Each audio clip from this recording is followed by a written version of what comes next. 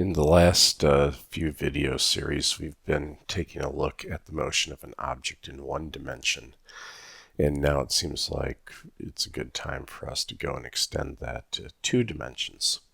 To that end, we're going to have to do a little more with vectors.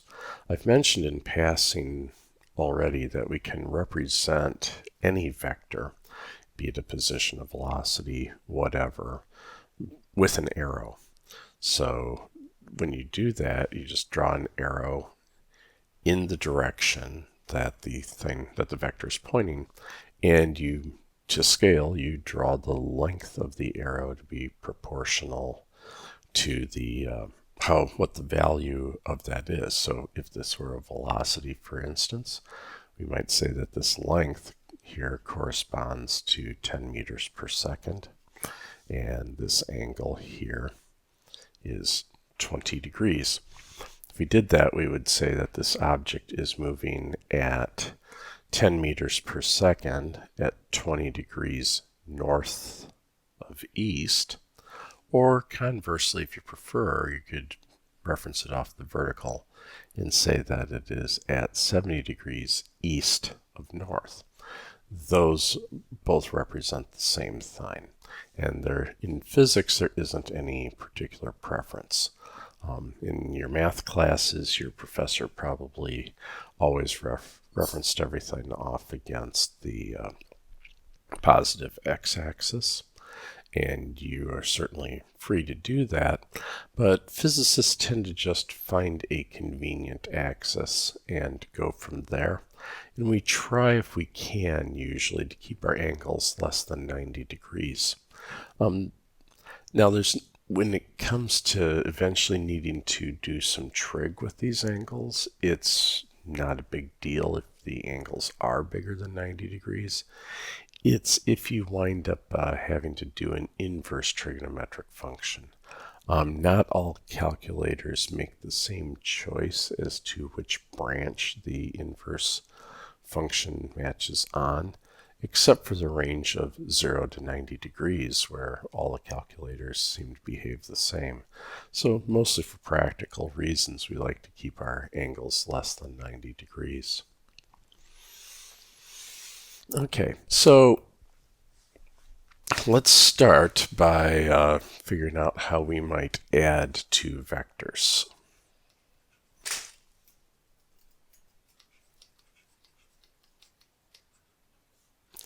So let's say you want to add 2 displacements, and to figure out the final displacement of something.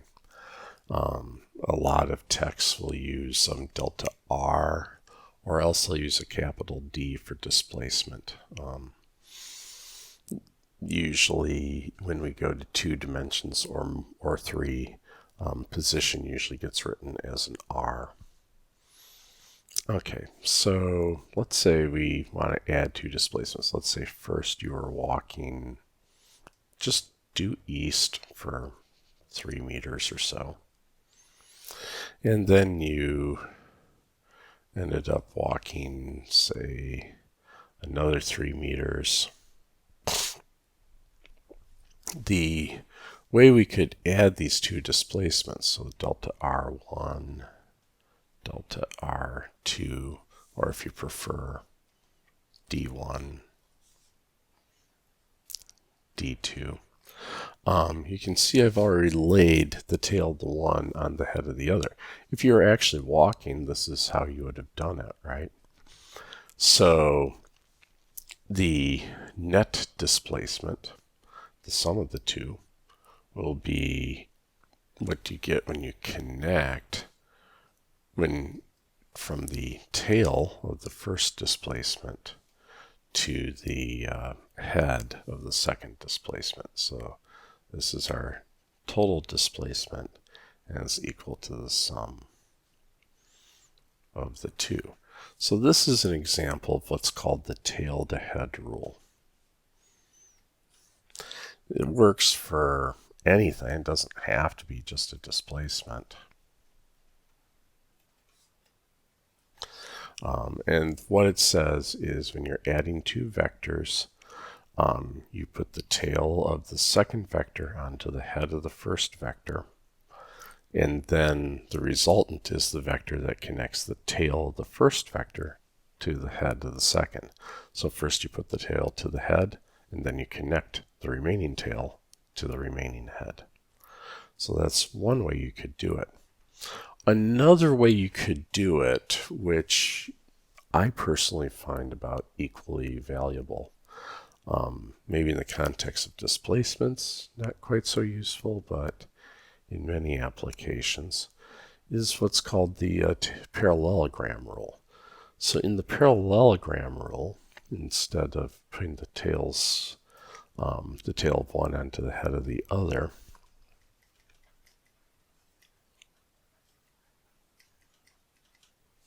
there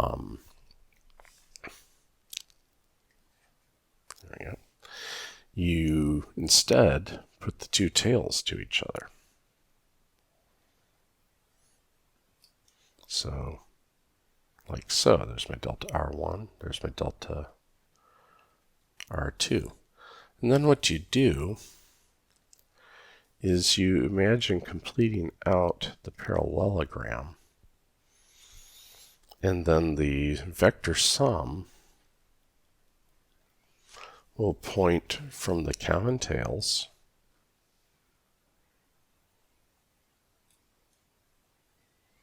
to the opposite corner of the parallelogram.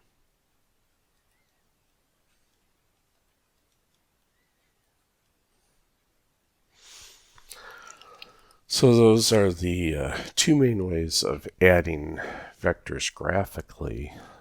We will go ahead a little later and see how we can do it numerically.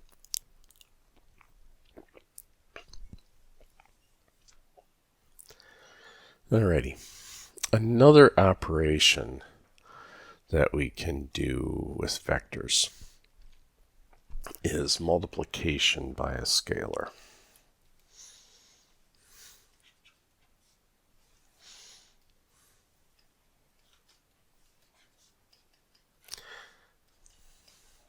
There are other multiplication-like things that we can do to vectors, but we will treat those as we need them. So let's say, just to make things concrete, here is a vector that is representing a velocity.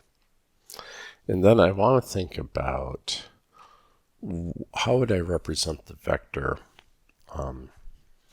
for something going 2 times as fast? Well, since the length of the vector is proportionate to how fast it's going, what we would call the magnitude of the vector, the answer is to just make a vector twice as long. And I think that kind of makes some sense, because that's what you would, if you remember that multiplication is repeated addition. This is what you get if you put the tail of v to its head and then did it again. You would end up with a vector twice as long. Okay, by the same token, if I wanted to divide a vector by some scalar number, like say 2, that's the same thing as timesing it by a half. And so what you would do is you would just draw a vector again pointing in the same direction.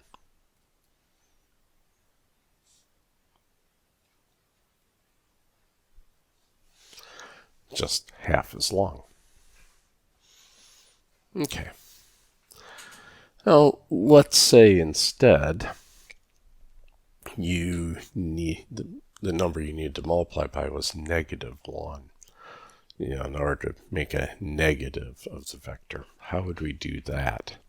There, the rule is that you flip the direction of the vector, so you keep it the same length,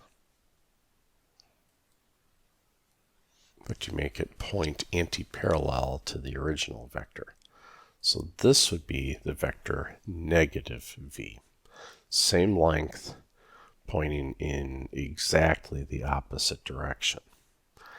And by the same token, if I wanted to do negative 2v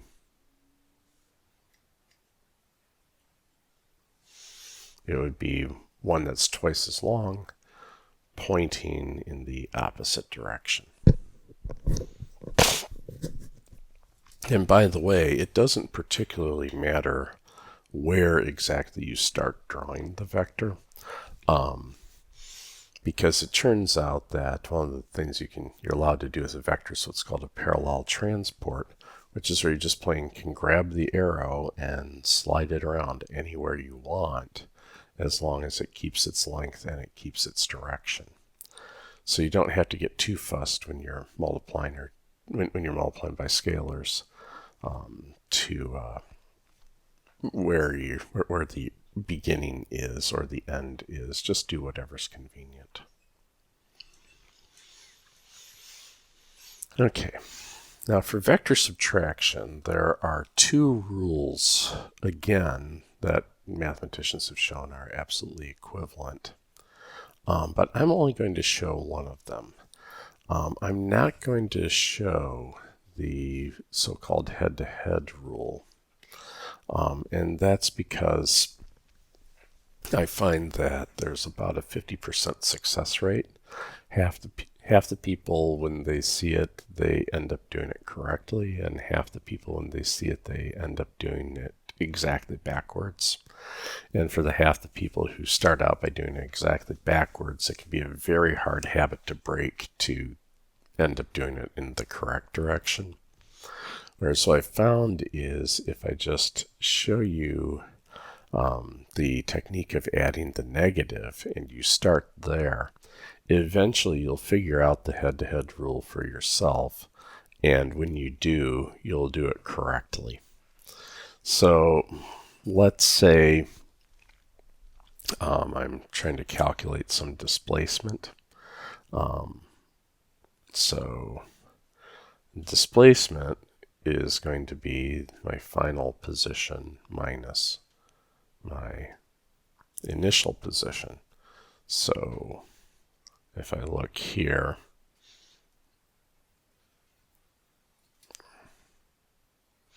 this would be my initial position. This might be my final position here. So let's get our notations all consistent, shall we? Not. There we go. So I just had a common origin there. So we're saying you start at this location here, you end up at that location there. Where's the displacement? We know from the definition displacement is going to be like this. But let's say that the situation is a little more complicated and we had to do the subtraction to figure that out. My usual recommendation is that what you do is you go ahead and you add the negative. So we can go ahead and put a copy of my final that says minus our initial, right? Well, that's the same thing as plus a negative our initial. So let's go ahead and make a copy of that real quick. There we go.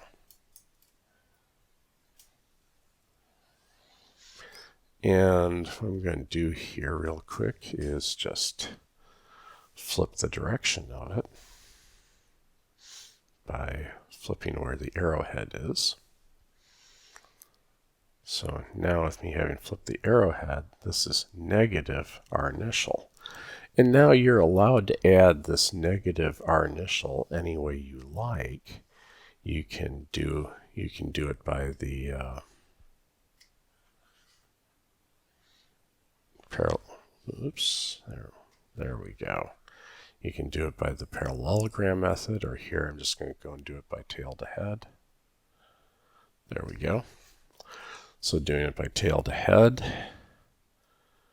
we get that this would be my delta R, which is equal to R minus R initial. And like I say, my general rule of thumb is I always recommend just adding the negative. You can either do it by tail to head like I showed here, or if you prefer, you could do it by the parallelogram method. Either way,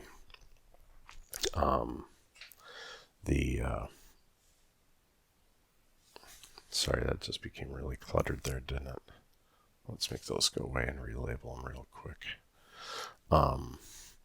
Either way, you'll get the same answer.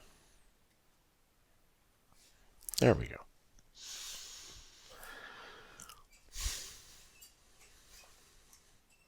So now I would like to start thinking about how we can get more numerical with it. And so to that end, to segue into it, I just want to introduce some annoyingly similar terms. There's component vectors, and then there's vector components, and they're not the same thing, although they're related. So let's start with component vectors.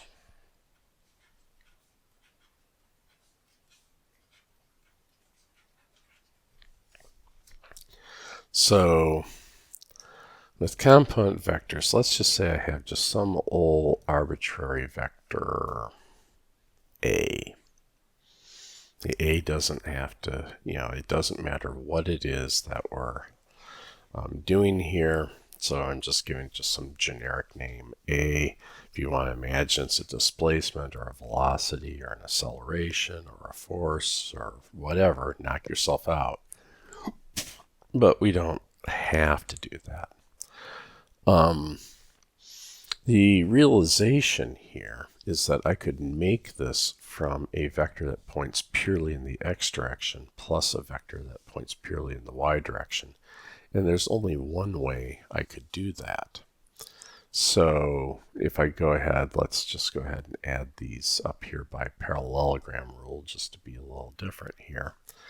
This would be my component vector A sub x. So this would be the piece of A that points in the x direction. And by the same token here, this would be my component vector A sub y. This would be the piece of A that points in the y direction. And you see what I did here is I added these up by the parallelogram rule. So ax plus ay equals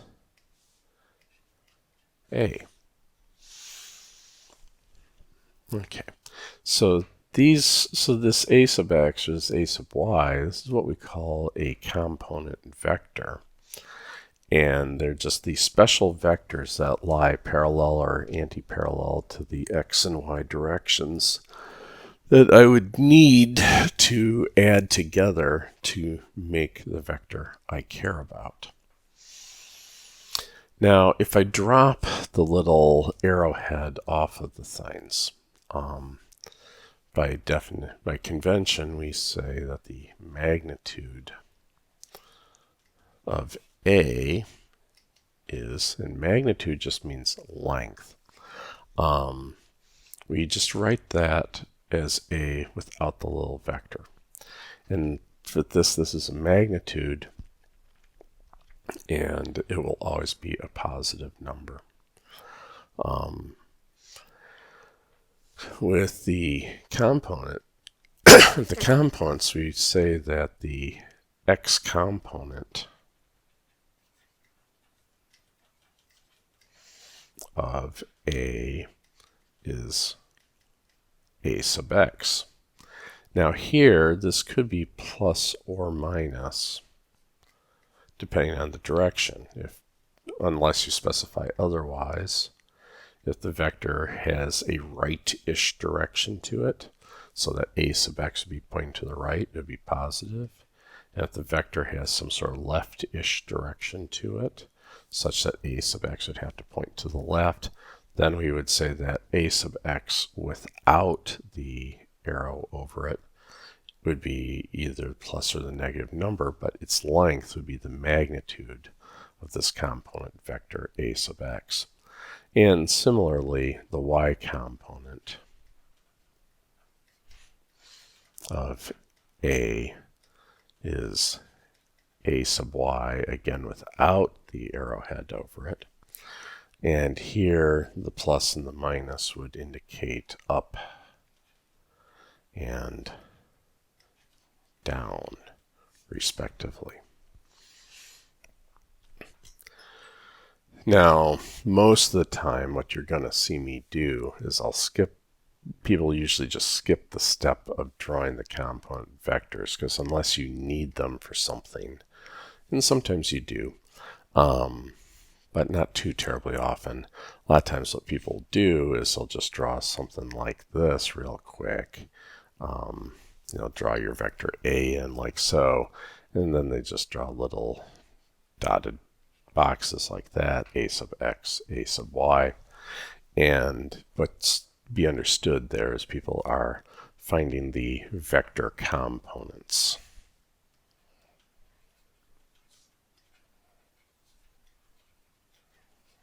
So the component vectors are the vectors that are aligned along your coordinate axes that you would add together to make the vector you care about. The vector components can be basically thought of as the magnitudes of those component vectors, with the additional proviso that you have a plus sign if it's right or up, and a minus sign if it's left or down. So that gives us some recipe for how we can go ahead and break a vector up into components, because a lot of times you'll get told, hey, some vector, let's say some vector b here, just to make things concrete, is pointing at 30 degrees south of north, and we'll say that it is a displacement vector. So we'll say that it's, let's make it 37 degrees just because I can remember the trig for that real fast. It says 37 degrees, and we'll say that it is 10 meters long. And we would like to find b sub x and b sub y. So this would be my b sub x, this would be my b sub y. So here we would just go ahead and be doing some trig. Now, the trig that we're going to need in all of these videos is not too terrible crazy. You're mostly going to need the definitions of sine, cosine, and tangent, and you're going to need the Pythagorean theorem, and yeah, that's pretty much most of it. You're not typically going to need any of the crazy things like the angle addition formulas or half angle, double angle, or anything like that. So anyway, if you haven't run across it before, there is a mnemonic for remembering how sines and cosines work, especially since with physicists, because we might just as easily reference our angle off the vertical rather than the horizontal. It's probably not a good idea to rely on definitions that say that a sine or a cosine involves the x or the y piece of things. And that's because unlike in a math class where you always reference off the plus x axis, we usually just draw our triangles ad hoc and remember and use opposites and adjacents and stuff like that. So if you're a little rusty on that, the useful mnemonic to remember is SOHCAHTOA.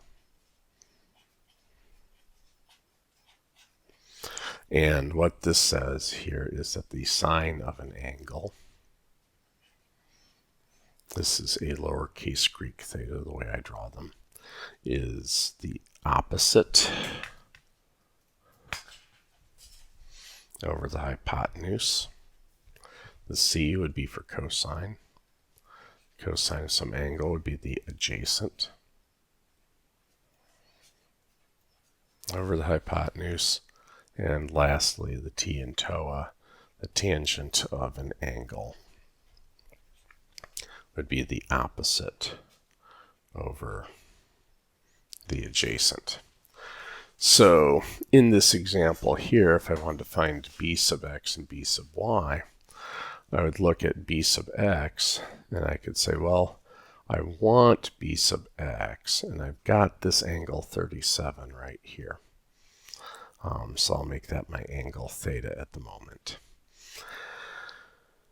And so then I would, and I'm being given b, which that's the hypotenuse here, okay.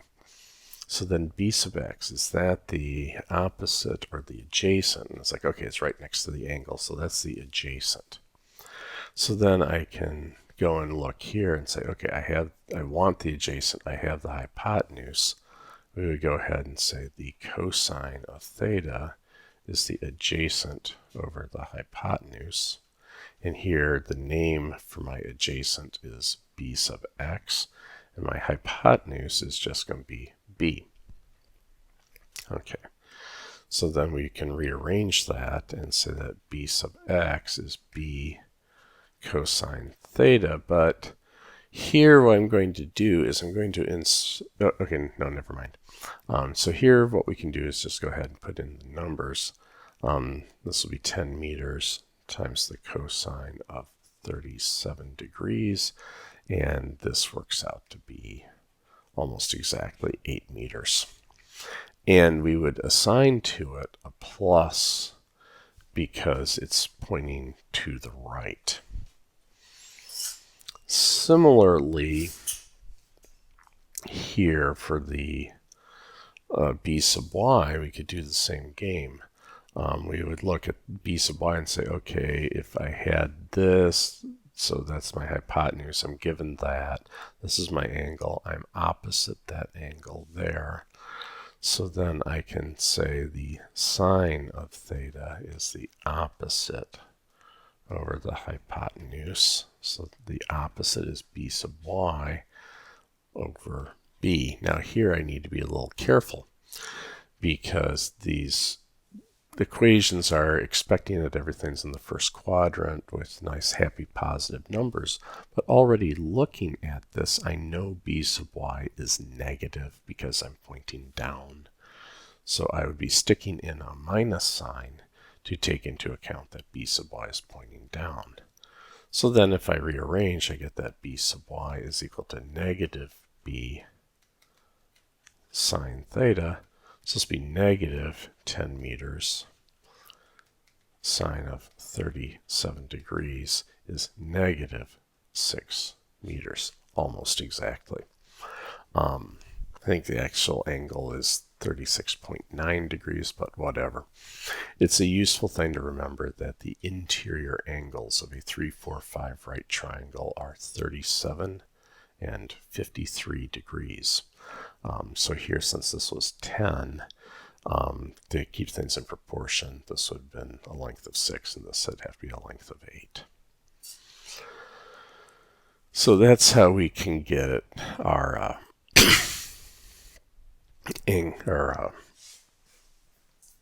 components. Now, a lot of times what we'll do is we will be working in components, and then sometimes you'll be asked to put the components back together and be asked for a magnitude and a direction. So let's go ahead and reverse the process, shall we? So we'll copy that there. Put that, oops, there we go, there. So here, let's say instead of us having worked out, instead of us having been given the angle and the magnitude, we're being asked for the magnitude and the direction. So we're given that b sub x is 8 meters and b sub y is negative 6 meters. We want to know b, and we want to know theta here in order to completely describe it. Okay. So if we do that, the way to put this together is to realize that since this is the hypotenuse and these are the legs of a right triangle, the Pythagorean theorem applies. And so the Pythagorean theorem would say that b squared is equal to bx squared plus by squared. And then you can take the square root of both sides, and we only need the positive branch. And usually, most of the time when people are doing this, this line right here is where people would just plain start. So anyway, we can go ahead and put in the values. So this would be 8 meters squared plus negative 6 meters squared. All right, well, the negative will become positive when I square it. I'd have 36 square meters, 64 square meters. There'll be 100 square meters. And I'll take the square root. I'll have to take the square root of both the 100, which is 10, and the square meters, which will just leave me with meters. Okay, that checks. Now to get the angle, the usual approach here is to do the arctangent trick. And again here, because my by is negative, I'll just make that minus sign go away, and we'll take care of the directions by hand in a second. So we can remember that the tangent of theta is the opposite over the adjacent. And here the names of these would be, my opposite is b sub y, but again, careful, I need my theta to be a positive number, so I'll just put a minus sign there to make that work out. And b sub x there is a positive sign. So then I'll take the arctangent of both sides, so theta will be the arctangent of negative by over bx, like so. So this would be the arctangent of negative 6 meters. That's why we explicitly put in that minus sign over 8 meters. Now, very important thing with functions like inverse trig functions, or even just trig functions. You can't have any units. I don't know what the arctangent of a meter is. So if I put meters in both the numerator if I plug meters inside an expression in a trig function, they better cancel. And sure enough, here they do. And so then I'm just left with the arctangent of 3/4, which again turns out to be 37 degrees, but we're not done. We still have to somehow explicitly indicate which quadrant this is pointing in. And the usual convention for this is to say, look, this is pointing east, and this is to the south of that. So we would say it's 37 degrees south of east. You could have done this whole process referencing it off, say, the negative y-axis. And if you did that, you would get 53 degrees east of south, and they would both be perfectly consistent examples. All right, so with those components taken care of, we can revisit our vector arithmetic. Oops.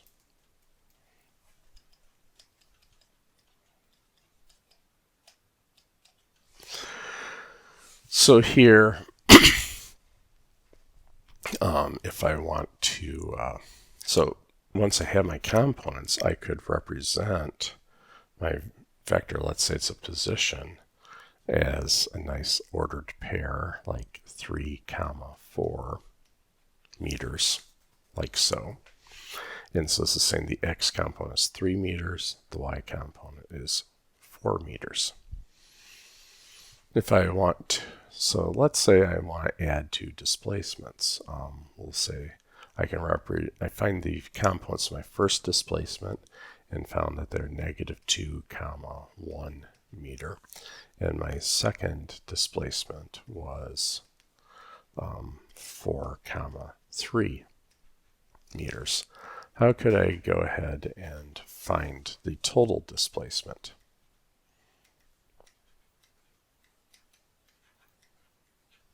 it turns out the rule is you add these things up slot-wise. So when I do this, I can imagine just saying 3, 4 meters. Whoops, sorry. -2, 1.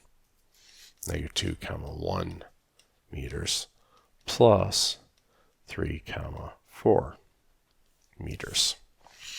And then I go ahead, so this is my Rx, that's my Ry there. So then I just add up the columns. So -2 plus 3 is +1. 1 plus 4 is 5. So there we go. So this would be my delta R sub x. This would be my delta R sub y, which annoyingly with displacements we almost never write it that way. With displacements we just say that's delta x and that's delta y, but that's just a physics shortcut. Okay, and the same deal if I wanted to subtract two vectors. So let's say I wanted to find a displacement and my initial position was at 3, 2 meters. My final position was at 4, 6 meters. The displacement would be r minus r naught. So here what you would do is you would subtract slot-wise.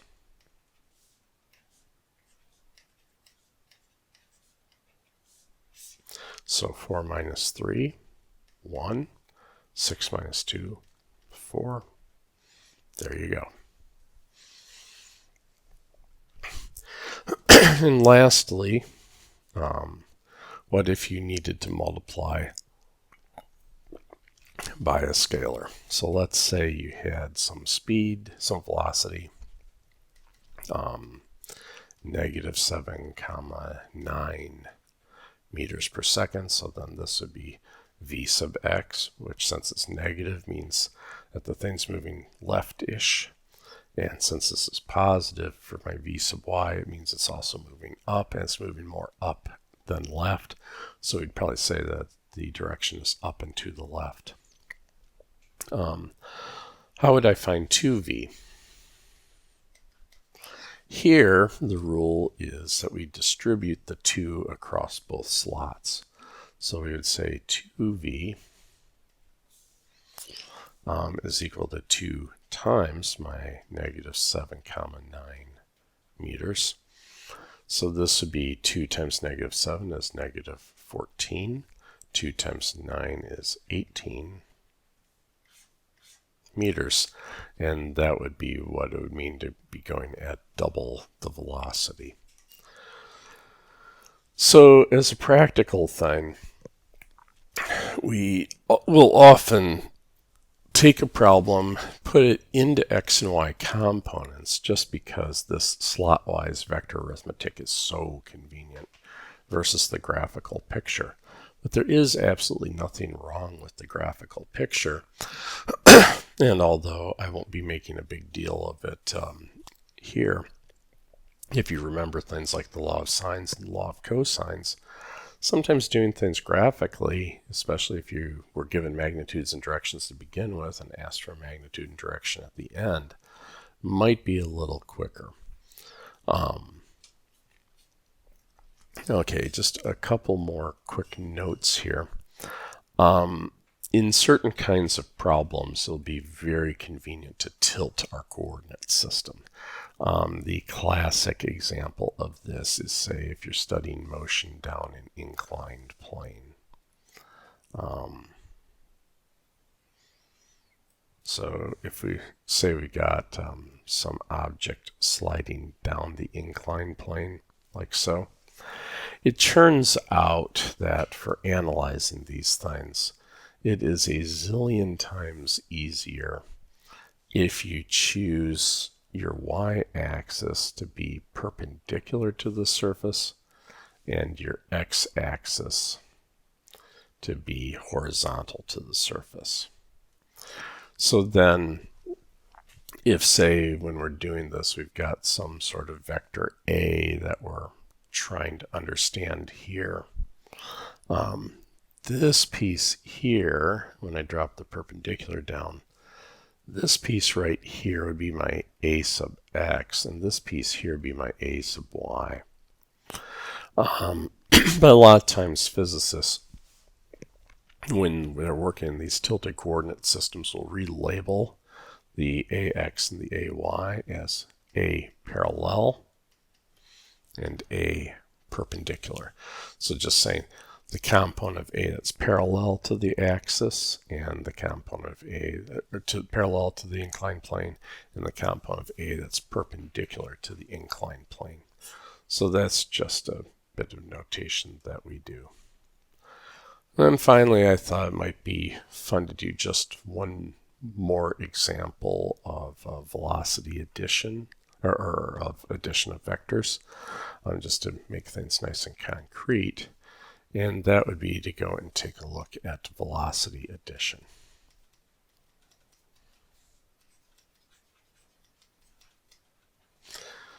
Sometimes it's easy to understand the velocity of something with respect to something else that's moving, but then you still ultimately have to figure out what is the velocity with respect to you.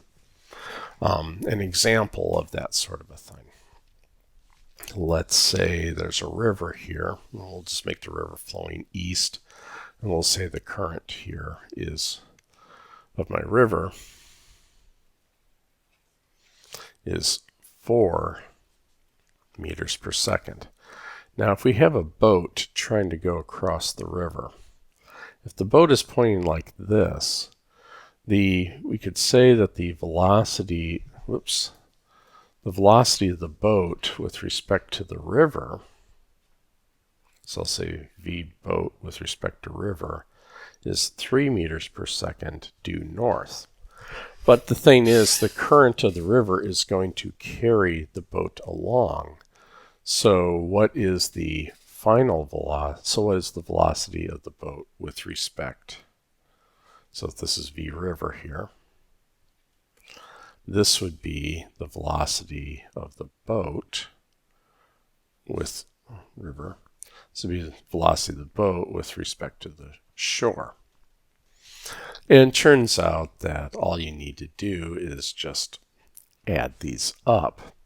So here we would again be saying, all right, the velocity of the boat with respect to the shore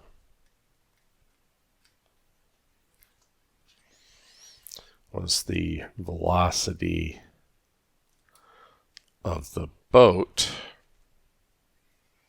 with respect to the river plus, this is the velocity of the boat with respect to the river here, plus the velocity of the river. And if you wanted to get all fancy about it, you could say it's the velocity of the river with respect to the shore if you want. I'll just say velocity of river.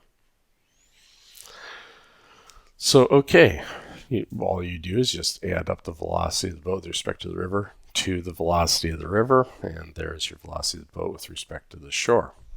Let's try doing this by components. Here we would be saying, all right, the velocity of the river was, since we're moving in the x direction, 4, nothing in the y direction, 0 meters per second. The velocity of the boat with respect to the river was 3, 0. Oops, sorry. 0, because it wasn't moving in x with respect to the water. 3 meters per second. So we can say that the velocity of the boat with respect to shore is what you get when I add these two together. That would be 4, 3 meters per second. So, and that would be a complete answer. If they want the magnitude, we can go and get you that. We can say that the magnitude of the velocity of the boat with respect to shore would be VBS, x squared plus VBS y squared. So that would be, excuse me, 4 meters per second squared plus 3 meters per second squared is 5 meters per second. And if they wanted to know what the angle was, say, with respect to the banks of the river, so this would be my angle theta here, we could go ahead and realize that the velocity of the boat with respect to the river is the opposite, and the velocity of the river is the adjacent. So we could say that the angle was the arctangent of VBR over V river. So it'll be the arctangent of 3 meters per second over 4 meters per second. And again, the meters per seconds is cancel, which is absolutely vital if you're stuck inside some sort of a trig function. And then again, this would work out to be 37 degrees. Alrighty. In the next video, we will take all of this machinery, mathematical machinery that we've built, and we will use it to revisit the definitions of kinematics. So catch you in the next one.